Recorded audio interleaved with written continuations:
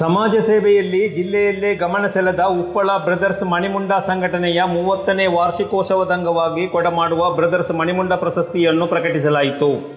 ಮಣಿಮುಂಡ ಶಾಲಾ ಸಭಾಂಗಣದಲ್ಲಿ ಜನವರಿ 2ರಂದು ಸಂಜೆ 4 ಗಂಟೆಗೆ ನಡೆಯಲಿರುವ ಬ್ರದರ್ಸ್ ಮಣಿಮುಂಡ ಫೆಸ್ಟ್ ಸಮಾರೋಪ ಸಮಾವೇಶದಲ್ಲಿ ಪ್ರಶಸ್ತಿಗಳನ್ನು ಮಂಜೇಶ್ವರ ಶಾಸಕ ಎ.ಕೆ.ಎಂ. ಅಶ್ರಫ್ರವರು ಪ್ರದಾನ ಮಾಡಲಿದ್ದಾರೆ.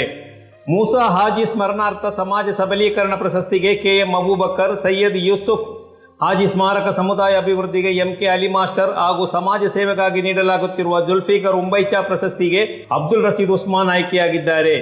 ಇದೇ ಸಂದರ್ಭ ವೇದಿಕೆಯಲ್ಲಿ ಮಣಿಮುಂಡ ಗ್ರಾಮದ ಅಭಿವೃದ್ಧಿ ರೂವಾರಿಗಳಾದ 12 ಮಂದಿಯನ್ನು ಸನ್ಮಾನಿಸುವ ಜೊತೆಯಾಗಿ ಹಲವು ಕ್ಷೇತ್ರಗಳಲ್ಲಿ ಗುರುತಿಸಿಕೊಂಡ ಸಾಧಕರು ಹಾಗೂ ಪದವೀಧರರಿಗೆ ಸ್ಮರಣಿಕೆ ನೀಡಿ ಗೌರವ ಸಲ್ಲಿಸುವ ಕಾರ್ಯಕ್ರಮ ಕೂಡ ನಡೆಯಲಿದೆ.